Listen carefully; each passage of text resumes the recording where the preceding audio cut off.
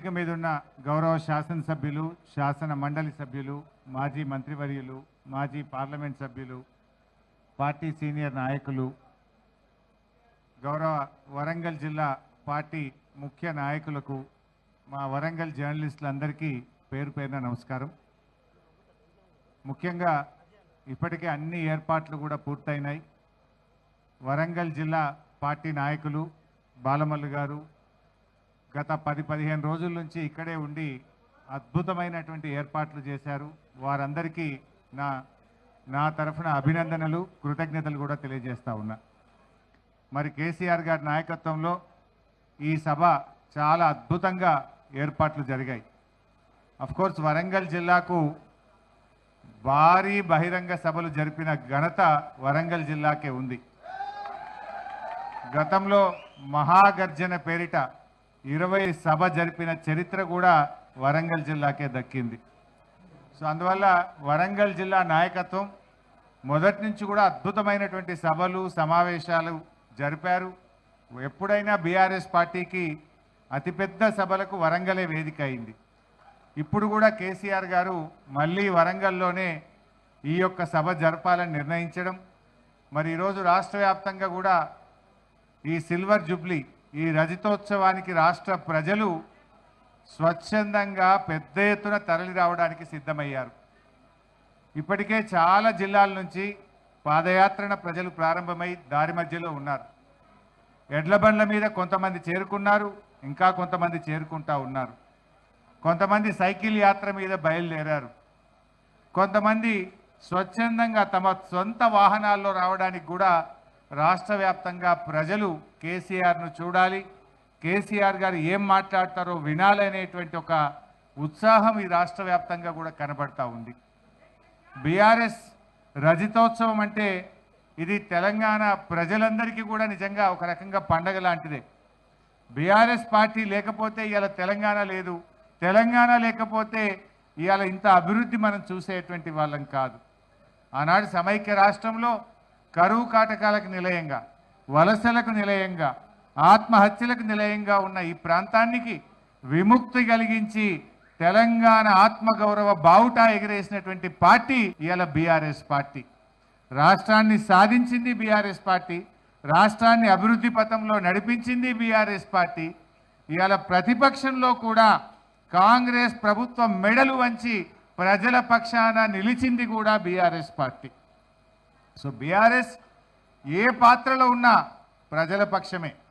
ఆనాడు ఉద్యమ పార్టీగా ఉన్నా, 10 ఏళ్ళు అధికారంలో ఉన్నా, ఈ ఏడాదిని అర్థం ప్రతిపక్షంలో ఉన్న బీఆర్ఎస్ ఎప్పుడూ ప్రజల పక్షమే. ప్రజలు ఏ రోల్ ఇచ్చినా ప్రజల ఆకాంక్షల కోసం పనిచేసేటువంటి పార్టీ ఇవాళ బీఆర్ఎస్ పార్టీ. ఇవాళ ఏ రోజైనా ప్రజలు ఇవాళ ఏ కష్టం వచ్చినా మళ్ళీ బీఆర్ఎస్ వైపే చూస్తున్నారు. రాష్ట్రంలో మళ్ళీ కేసీఆర్ రావాలి, మళ్ళీ బీఆర్ఎస్ ప్రభుత్వం రావాలి అని ఇలా రాష్ట్ర ప్రజలందరూ కూడా కేసీఆర్ వైపు చూస్తూ ఉన్నారు. ఈ ప్రభుత్వం ఎన్నో ఆశలు చెప్పి, ఎన్నో ప్రజల్లో విషయాలు చెప్పి ఇవాళ అధికారంలోకి వచ్చింది. కానీ ఏడాది అర్థంలోనే పాలేందో నీళ్ళేందో తేలిపోయింది. ఈ కాంగ్రెస్ ప్రభుత్వం అన్ని మాయమాటలు చెప్పిన ప్రభుత్వంగా ఇవాళ ప్రజలకు అర్థమైపోయింది. ఒక్క కొత్త పథకాలు సరిగ్గా నడవలేదు, కానీ ఉన్న పథకాలు మాత్రం బంద్ పెట్టిండ్రు. ఏడాది అర్థంగా ఫీజు రియంబర్స్మెంట్లో ₹1 ఇయ్యక ఇవాళ విద్యార్థుల చదువులు ఆగమైతా ఉన్నాయి. లక్షలాది మంది విద్యార్థుల జీవితాలు రోడ్ల మీదకి వస్తున్న పరిస్థితి. ఇలా కేసీఆర్ కిట్ బంద్ అయిపోయింది, రైతు బంధు బంద్ అయిపోయింది, బతుకమ్మ చీరలు బంద్ అయిపోయినాయి, కళ్యాణ లక్ష్మి అయితే పిల్లలు పుట్టినదాకా కూడా వస్తలేవు. తులం బంగారం దేవుడేరకు కానీ కళ్యాణ లక్ష్మి చెక్కులు కూడా రానటువంటి పరిస్థితి ఏర్పడ్డది. అంటే ప్రభుత్వం మొత్తం కూడా ఇవాళ కాంగ్రెస్ ప్రభుత్వం శృతిలేని గతిలేని ప్రభుత్వం అయిపోయింది. డైరెక్షన్ లెస్ ప్రభుత్వం అయింది. క్యాబినెట్లో కాంగ్రెస్ ప్రభుత్వంలో ఒక శృతి లేదు, తలా ఒక మాట మాట్లాడుతూ ఉన్నారు.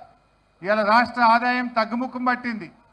బీఆర్ఎస్ ప్రభుత్వం ఉండగా ఏటా 12% రాష్ట్ర ఆదాయాన్ని పెంచింది బీఆర్ఎస్. సంపద పెంచింది, పేదలకు పంచింది. కానీ కాంగ్రెస్ వచ్చిన తర్వాత ప్రభుత్వ ఆదాయం మైనస్లోకి పోయింది. జీఎస్టీ తగ్గింది, స్టాంప్స్ అండ్ రిజిస్ట్రేషన్ తగ్గింది, ఎక్సైజ్ ఆదాయం తగ్గింది, మైనింగ్ ఆదాయం తగ్గింది, ఆర్టీఏ వెహికల్ రిజిస్ట్రేషన్ ఆదాయం తగ్గింది. ఓవరాల్గా ఈ ప్రభుత్వ వైఫల్యం వల్ల పాలన చేతగాక మొత్తం పరిపాలన కుంటుపడ్డటువంటి పరిస్థితి మనకి ఈ రాష్ట్రంలో కనబడతా ఉంది. ఇవాళ రేవంత్ రెడ్డి గారు కేవలం మాటల మనిషిగానే మిగిలిపోయింది తప్ప చేతల్లో ఫెయిల్ అయిపోయింది. దేవుని మీద ఒట్టుబెట్టి రుణమాఫీ చేయకుండా దేవుళ్ళను మోసం చేసిన చరిత్ర. నిండు అసెంబ్లీలో 31 మార్చి 2025 కల్లా రైతులందరికీ రైతు బంధు ఇస్తానని ఇటు అసెంబ్లీని మోసం చేసిండు, అసెంబ్లీని తప్పుదో పట్టించిండు, దేవుళ్ళ మీద ఒట్టుబెట్టి మాట తప్పి దేవుళ్ళను కూడా మోసం చేసినటువంటి ముఖ్యమంత్రి ఇవాళ రేవంత్ రెడ్డి. అసెంబ్లీలో ఒక మాట చెప్తే ఖచ్చితంగా అది అమలు చేసినటువంటి చరిత్ర శాసనసభకు ఉంటుంది. కానీ శాసనసభలో చెప్పిన మాట నడవదు, దేవుళ్ళ మీద ఒట్టుబెట్టి చెప్పిన మాట అమలు కాదు, మొత్తంగా కూడా గందరగోళమైంది. అందుకే ఇవాళ రాష్ట్రంలో ఉండే రైతులు కేసీఆర్ వైపు చూస్తున్నారు. రైతు రాజ్యం అంటే అది బీఆర్ఎస్ ప్రభుత్వమే నిజమైన రైతు రాజ్యం ఇచ్చింది. ఈ రాష్ట్రానికే కాదు దేశానికే మార్గదర్శకంగా రైతుల విషయంలో కేసీఆర్ గారి పాలన ఉంది. ప్రపంచంలో ఎక్కడ కూడా రైతులకు నగదు బదిలీ పథకం లేదు. దాన్ని మొట్టమొదలు అందించింది బీఆర్ఎస్ ప్రభుత్వం. బీఆర్ఎస్ను చూసినాకనే కేంద్ర ప్రభుత్వం పిఎం కిసాన్ పెట్టింది. బీఆర్ఎస్ను చూసినాకనే అనేక రాష్ట్రాల్లో రైతు బంధు పథకం వచ్చింది. రైతు బంధు అయినా రైతు బీమా అయినా దానికి ఛాంపియన్ బీఆర్ఎస్ పార్టీ కేసీఆర్ గారు. అదేవిధంగా నీటి తీరువా లేని రాష్ట్రం, కరెంటు బిల్లు లేని రాష్ట్రం, 24 గంటల నాణ్యమైన బిల్లు లేని ఉచిత కరెంట్ ఇచ్చిన ఒకే ఒక్క రాష్ట్రం తెలంగాణ రాష్ట్రం. అది చెరువుల కిందైనా కాలువల కిందైనా నీటి తీరువా లేకుండా ఉచితంగా సాగునీరు అందించిన రాష్ట్రం కూడా అది బీఆర్ఎస్, అది కేసీఆర్ గారు. ఈ రకంగా రైతులకు అద్భుతమైన పాలన బీఆర్ఎస్ అందించింది. అందుకని నాకు ఉన్న సమాచారం ఏ ఊర్లో కూడా బండ్లు సరిపోతలేవు. నేను వస్తూ ఉంటే మెదక్ జిల్లా పాపన్నపేట నుంచి రైతులు మాట్లాడిండ్రు, సార్ ఒకటే బస్సు పెట్టిండ్రు మా ఊర్లో, ఇంకా బస్సులు కావాలి అంటే బస్సులు దొరకలేవు అంటే లారెండ పెట్టి సార్ మేము వస్తాం మీటింగ్కు అంటున్నారు. అది ఇలా ప్రజల్లో ఉన్నటువంటి ఆదరణ. అంటే రైతులకు కాంగ్రెస్ ప్రభుత్వం వచ్చినాక రుణమాఫీ కాలేదు, రైతు బంధు రాలేదు, రైతులకు సాగునీరు కూడా రాని పరిస్థితి. నీళ్లు లేక కాదు, పాలన చేతగాక. దేవాదుల మోటార్లు 45 రోజులు ఆలస్యంగా ప్రారంభం కావడం వల్ల లక్షల ఎకరాల్లో వరంగల్ జిల్లాను పంట నిండబెట్టింది ఇవాళ కాంగ్రెస్ ప్రభుత్వం. అక్కడ సమ్మక్క సాగర్ కట్టినం, మోటార్లు ఉన్నాయి, నీళ్లున్నాయి, కానీ మెయింటెనెన్స్ 6-7 కోట్ల రూపాయల డబ్బులు ఇయ్యక 600-700 కోట్ల రూపాయల పంట నిండబెట్టింది కాంగ్రెస్ పార్టీ. ఇలా కృష్ణానదిలో మనకు తాత్కాలిక ఒప్పందం ప్రకారంగా 34% వాటా ఉంటే 27% నీళ్లు కూడా వాడుకొని దద్దమ్మ ప్రభుత్వం ఈ రేవంత్ రెడ్డి ప్రభుత్వం. ఎంత బాధ కలుగుద్దంటే ఖమ్మంలో, నల్లగొండలో, మహబూబ్ నగర్లో నీళ్లుండి పంటలు ఎండబెట్టిన ప్రభుత్వం ఈ కాంగ్రెస్ ప్రభుత్వం. నీళ్లు లేక కాదు, ఇవాళ శ్రీశైలంలో సాగర్లో నీళ్ళు వచ్చినాయి, రోజుల తరబడి గేట్లు ఎత్తినాం, కానీ సకాలంలో మోటార్లు ఆన్ చేయక, చెరువులు నింపక, రిజర్వాయర్లు నింపక ఇలా మనకున్న వాటాను కూడా వాడుకోలేకపోయిన ప్రభుత్వం ఇవాళ కాంగ్రెస్ ప్రభుత్వం. ఇలా మనకు 34% తాత్కాలిక ఒప్పందం. కోర్స్ ఇప్పుడు సెక్షన్ 3 కింద డెఫినెట్గా మన నీటి వాటా పెరుగుతుంది, నీళ్ళు ఎక్కువ సాధించుకుంటాం. గత 10 ఏళ్లలో 36%, 34%, ఎప్పుడైనా 30కి పైగానే నీళ్లు వాడింది బీఆర్ఎస్ ప్రభుత్వం. కానీ కాంగ్రెస్ ప్రభుత్వ చేతగానితనం వల్ల, నిర్లక్ష్యం వల్ల, రైతుల మీద ప్రేమ లేక, మోటార్లు ఆన్ చేయక 27% మాత్రమే కృష్ణానదిలో నీళ్లు వాడి పంటలు ఎండబెట్టింది ఇలా కాంగ్రెస్ ప్రభుత్వం.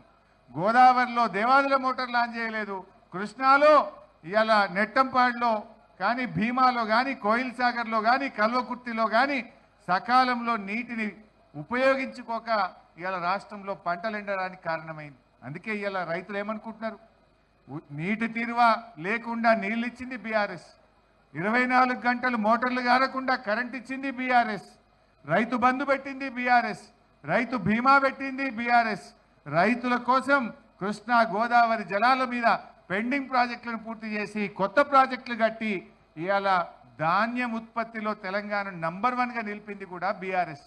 అందుకే ఈ సభకు రైతులు పెద్ద ఎత్తున వస్తూ ఉన్నారు, యువత పెద్ద ఎత్తున కదలి వస్తూ ఉన్నారు. స్వచ్ఛందంగా కూడా రాష్ట్ర వ్యాప్తంగా కూడా మా అంచనాలకు మించిన జనం వస్తారనేది ఈరోజు మాకు వస్తున్నటువంటి సమాచారం. పార్టీ మా పార్టీ తరఫున తరలించే జనం కాకుండా స్వచ్ఛందంగా వచ్చే జనమే చాలా ఎక్కువగా కనబడతా ఉన్నారు. ఎక్కడికక్కడ గ్రామాల నుంచి ప్రజలు ఎవరికి వాళ్ళుగా ఈ సభకు పోవాలి, కేసీఆర్ గారు ఏం మాట్లాడతారో వినాలనేటువంటి ఒక ఉత్సాహం రాష్ట్ర ప్రజల్లో ఉంది. నిజానికి ప్రజలకే కాదు, కాంగ్రెస్ వాళ్ళకి ఎక్కువ ఉన్నట్టుంది. కాంగ్రెస్ నాయకులే ఎక్కువ మాట్లాడుకుంటున్నట. ఏం మాట్లాడతాడు రాబాయ్ కేసీఆర్, ఏం చెప్తాడు రాబాయ్ ఈ సభలో అని చెప్పి ఇలా కాంగ్రెస్ నాయకుల్లో కూడా టెన్షన్ స్టార్ట్ అయిపోయింది. ఏం టెన్షన్ స్టార్ట్, మీరు ఏం తంటాలు పడ్డా ఖచ్చితంగా మళ్ళీ వచ్చేది ఈ రాష్ట్రంలో బీఆర్ఎస్ ప్రభుత్వం. 600 అయినా ఈ రాష్ట్రంలో మళ్ళీ బీఆర్ఎస్ ప్రభుత్వం అధికారంలోకి వస్తుంది, ప్రజల ఆకాంక్షలు నిజం చేస్తుంది. ఎందుకంటే ఇవాళ ప్రజలకు కూడా ఒక విషయం అర్థమైంది, ఇలా కాంగ్రెస్ది మాటల ప్రభుత్వం తప్ప అది చేతల్లో అమలు చేయలేకపోయింది. కొత్త పథకాలు దేవుడరికి కానీ ఉన్న పథకాలని కూడా ఇవాళ చేతులు ఎత్తినటువంటి పరిస్థితి ఉన్నది. ఆర్థికంగా ఈరోజు రోజు రోజుకు కూడా ఇవాళ ప్రజలు చితికిపోతూ ఉన్నారు, ప్రజలు ఇబ్బంది పడతా ఉన్నారు, ప్రజలు కష్టాల్లో పడుతూ ఉన్నటువంటి పరిస్థితి కనబడ్డది.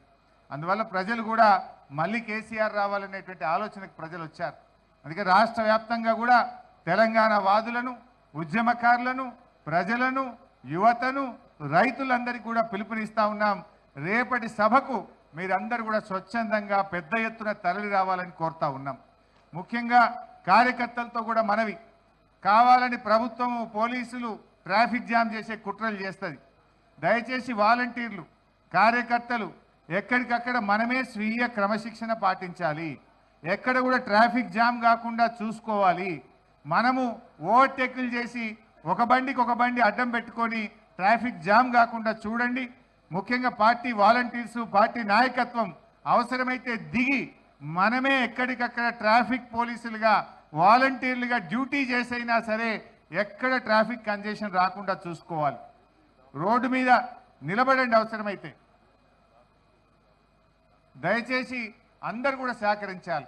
ప్రజలకు కూడా మేము విజ్ఞప్తి చేస్తూ ఉన్నాం. వరంగల్ ప్రజలు విజ్ఞులు. మొదటి నుంచి కూడా ఆచార్య జయశంకర్ గారు మరి ఇదే వరంగల్ నుంచి కేసీఆర్ గారికి వెన్నుదండగా నిలబడ్డారు. కేసీఆర్తోనే తెలంగాణ సాధ్యమవుతుందని జయశంకర్ సార్ బతికున్నంత కాలం కేసీఆర్ వెంట ఉన్నారు, కేసీఆర్ని ఆశీర్వదిస్తూ నడిపారు.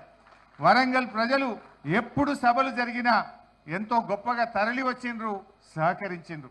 రేపు ఆదివారం సెలవు దినం కూడా వరంగల్ పట్టణ ప్రజలు కానీ పరిసర ప్రాంతాల ప్రజలు కూడా సహకరించి, వ్యాపారస్తులు అందరూ కూడా సహకరించి రేపు కొంచెం ట్రాఫిక్ రెగ్యులేషన్లో కూడా మమ్మల్ని ఆశీర్వదించాలి, సహకరించాలని ప్రజల్ని కోరుతా ఉన్నాం. ఈ సభ రజతోత్సవ సభ, ఇది పార్టీ జరుపుకునే సభ కాదు. ఈ రాష్ట్రం కోసం, ఈ రాష్ట్ర ప్రజల కోసం, ఈ రాష్ట్ర ప్రజలు పడుతున్న కష్టాల్ని దూరం చేయడం కోసం, ప్రభుత్వం మీద ఒత్తిడి తేవడం కోసం, ఈ పార్టీ సాధించిన విజయాలను చెప్పడంతో పాటు ప్రజల కోసం జరిగేటువంటి సభ. ఈ సభ ఈ రాష్ట్రం కోసం, ఎందుకంటే బీఆర్ఎస్ పుట్టిందే తెలంగాణ కోసం.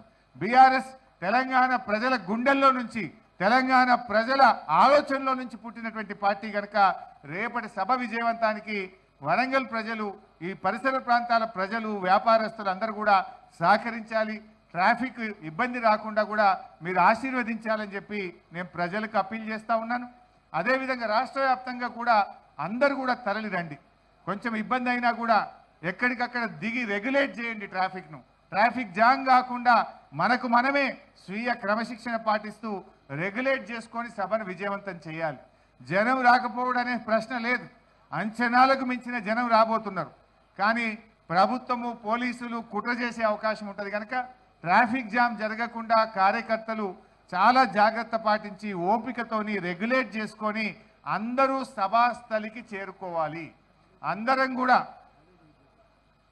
కూడా టైమ్లీ మన యొక్క సభకు వచ్చే విధంగా, సభాస్థలికి చేరుకునే విధంగా మన బీఆర్ఎస్ కుటుంబ సభ్యులందరూ కూడా మరి జాగ్రత్తగా స్వీయ క్రమశిక్షణతో ఈ సభను విజయవంతం చేయాలని చెప్పి నేను అందరినీ కూడా కోరుతా ఉన్నా. కొన్ని సందర్భాల్లో గతంలో బీఆర్ఎస్ మీటింగ్లు పెడితే ఆడ జాగలేదు మీటింగ్ మొత్తం ఫుల్ అయిపోయిందని చెప్పి పోలీసు వాళ్ళు చెప్తుంటారు. ఇక మీరు ఇటే తిరిగిపోండి, వాపసు పోండి, బండ్లు ఎల్లగొట్టిన కూడా కొన్ని నేను ఉద్యమ కాలంలో చూసిన. కావాలని పోలీసు వాళ్ళు తప్పుడు సమాచారం చెప్తారు. ఆడ మొత్తం ట్రాఫిక్ జామ్ అయిపోయింది, ఫుల్ అయిపోయింది, ఆడ జాగలేదు, ఇక మీరు ఓన్రీ ఇంటికి అంటారు. అట్నుంచి అటే బండ్లు మలిపే కుట్రలు చేస్తూ ఉంటారు, తప్పుడు సమాచారం చెప్తా ఉంటారు. ఇటు వేటిని కూడా నమ్మొద్దు. ఏది వర్షం పడ్డా, ఎండ కొట్టినా, ప్రపంచం తలకిందులైనా, సభకు చేరాల్సిందే, కేసీఆర్ మాటలు వినాల్సిందే, అందరూ కూడా సభకు చేరుకునే విధంగా గట్టిగా కృషి చేయాలి. సభకు అందరూ కూడా వచ్చి దీన్ని విజయవంతం చేసి మనందరం కూడా మళ్ళీ బీఆర్ఎస్ ప్రభుత్వం రావాలి, మళ్ళీ కేసీఆర్ ముఖ్యమంత్రి కావాలని మనందరం కూడా ఇక్కడ ప్రతిజ్ఞ భూని కంకణబద్దులై ఈ సభాస్థలం నుంచి కదలే విధంగా ఈ సభను విజయవంతం చేయాలని చెప్పి కోరుకుంటూ అందరికీ నమస్కారం. జై తెలంగాణ.